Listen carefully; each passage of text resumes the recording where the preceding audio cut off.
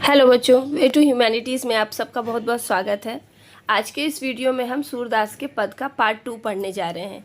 इसके पहले की वीडियो में आपने महाकवि सूरदास के परिचय को और उनका पहला पद जो कि आपके पाठ्यक्रम में शामिल किया गया है, लहहो री माँ चंद लहंगो की व्याख्या को पढ़ा था। इस पार्ट में आप पढ़ने जा रहे हैं उनका दूसरा पद जिसका शीर्षक है देखो माई या बालक की बात। तो चलिए शुरू करते हैं। देखो माई या बालक की बात, बन उपवन सरिता सर मोहे, देखत श्यामल गात। मारग चलत अनीति करत है, हठ करी माखन खात। पीताम्बर वह सरते ओढ़त, अंचल देत मुस्कात। तैरो सो कहो यशोदा, उरहन देत लजात। जब हरि आवत तेरे आगे, सकुचि तनक कह जात। कौन कौन गुण कहूँ श्याम के, नैकु न काहू डरात।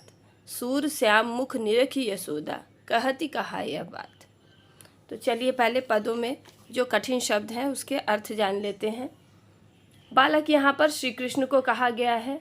वन यानी जंगल, उपवन यानी बगीचा, सरिता यानी नदी, सर यानी सरोवर यानी तालाब, श्यामल गात यानी सांवला, गात यानी शरीर, सांवला शरीर यहाँ पर श्री कृष्ण के लिए कहा गया है। मार्ग यानी रास्ते में चलते हुए, अनीति करना यानी शरारत करना, छेड़खानी करना, हठ करी यानी जबरदस्ती, माखन खात यानी खा लेना, पीताम्बर यानी पीला वस्त्र, ओढ़त यानी ओढ़ना, अंचल यानी आंचल में, उरहन यानी उलाहना देना, शिकायत करना, लजात यानी लज्जित होना, शर्माना, सकुची यानी संकोच करना, तनक यानी तुनक जाना,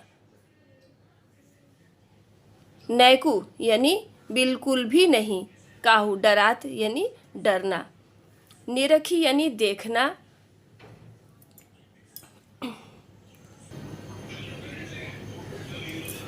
प्रस्तुत पद में सूरदास जी बता रहे हैं कि श्री कृष्ण गोपियों को राह चलते परेशान किया करते हैं, इसलिए वो माता यशोदा के पास जाती हैं और उनकी शिकायत करती हैं।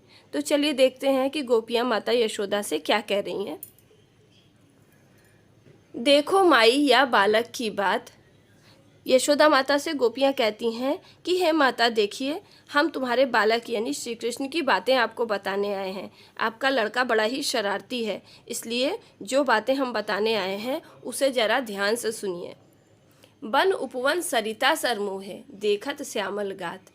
कहती हैं कि ये आपका जो सांवले शरीर वाला बेटा यानी श्री कृष्ण है, श्यामल गात, सांवले शरीर वाला लड़का श्री कृष्ण हमें वन उपवन, जंगल में, बाग बगीचे में, नदी तालाब, जहाँ कहीं भी देख लेता है वहाँ पर पहुँच जाता है और हमें परेशान करता है। मार्ग चलत अनीति करत है, हठी कर माखन खात। वह मार्ग में चलते हुए हमें परेशान करने लगते हैं और रास्ते में जहाँ कहीं भी हमें देख लेते हैं जिद करके हमारा माखन खा लेते हैं। इस तरह से हमें वो बहुत ज़्यादा परेशान किया करते हैं। पीताम्बर वह सरते ओढ़त, अंचल देत मुस्कात।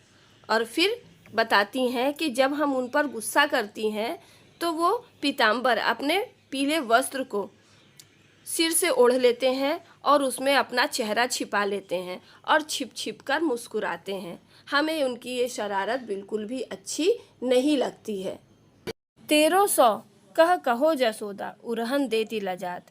और फिर गोपियाँ यशोदा माता से कहती हैं कि हे माता, हम आपकी सौगंध खाकर कहते हैं कि हमें आपको उलाहना देने में अर्थात श्री कृष्ण की शिकायत करने में लज्जा आती है।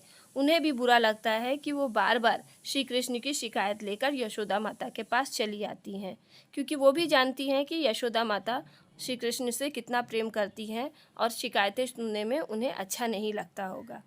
जब हरि आवत तेरे आगे, सकुचि तनक है जात। कह रही हैं गोपियाँ कि जब श्री कृष्ण आपके सामने आते हैं तो पहले तो थोड़ा सकुची अर्थात संकोच करते हैं, लेकिन फिर थोड़ी ही देर में तनक है जात अर्थात तनक जाते हैं, रूठने का नाटक करने लगते हैं। कौन कौन गुण कहूँ श्याम के, नैकु न काहू डरात। कह रही हैं गोपियाँ कि हम कौन कौन से गुण बताएं उनके, वो तो इतनी शरारतें करते हैं, इतनी शरारतें करते हैं कि उनके हम गुण बताते बताते, उनकी शरारतें बताते बताते थक जाएंगे। उनकी शरारतें असीमित हैं और वो नैकू न काहू डरात, किसी से डरते भी नहीं हैं। सूर्य श्याम मुख निरखी यशोदा, कहती कहा यह बात।